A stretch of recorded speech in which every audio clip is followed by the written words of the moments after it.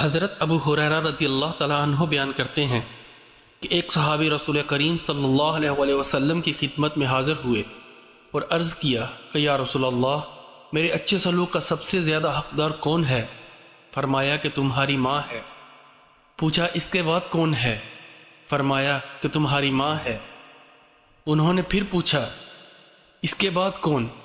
حضرت صلی اللہ علیہ وسلم نے فرمایا کہ تمہاری ماں ہے۔ انہوں نے پوچھا اس کے بعد کون ہے؟ حضرت صلی اللہ علیہ وسلم نے فرمایا پھر تمہارا باپ ہے۔ ابن شبرمہ اور یحییٰ بن ایوب نے بیان کیا، کہا ہم سے ابو زرعہ نے اسی کے مطابق بیان کیا۔ حضرت عبداللہ بن عمر رضی اللہ تعالی عنہ نے بیان کیا کہ رسول اللہ صلی اللہ علیہ وسلم نے فرمایا یقیناً سب سے بڑے گناہوں میں سے یہ ہے کہ کوئی شخص اپنے والدین پر لعنت بھیجے۔ پوچھا گیا یا رسول اللہ صلی اللہ علیہ وسلم، کوئی شخص اپنے ہی والدین پر لعنت کیسے بھیجے گا؟